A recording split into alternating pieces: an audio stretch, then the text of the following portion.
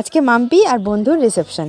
মাম্পি তো বলে রেখেছিল অনেক দিন আগে থেকে যে আমাদের বাড়িতে যাস রিসেপশানে, কিন্তু মাম্পিকে বললাম না রে, বিয়েতে ওর যায়নি ভালো করে, তোর বাড়িতেই ছিলাম বেশি বেশি, বরযাত্রীও যায়নি, তা আজকে আর হবে না, আজকে সবাই যাক, আমরা সবাই আজকে ওর বিয়েতে এনজয় করি। আজকে আমার বিয়ের বেনারসিটা পরেছি, আমার রিসেপশানের বেনারসিটা আজকে বন্ধুর রিসেপশানে পরেছি।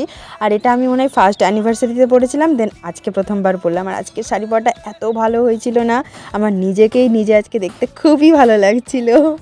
তো আজকে সেজেগুজে তো বললামই চলে গেছিলাম। আর আরুর উপরে আজকে মানে একদম ভরসা ছিল না, কারণ আরু আগে বিয়ের যে দুদিন যা করেছে ও, তো ওর উপরে একটুও বিশ্বাস ছিল না যে ও কীরকম থাকবে কী করবে।